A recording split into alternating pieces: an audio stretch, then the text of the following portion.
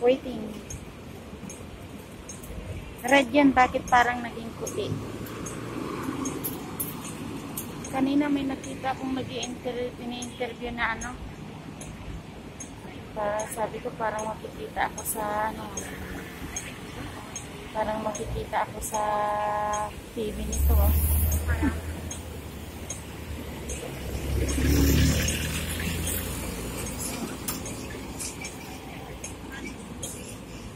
Oh. Mag-joy walking. Uy. Ang hirap dito pag nag-joy walking ka kasi natitrace yan nila.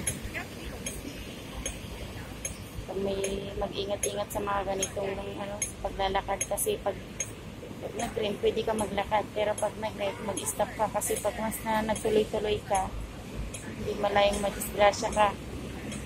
At syempre pag nadisgrasya ka kasalanan mo. Ikaw pang magbabayad.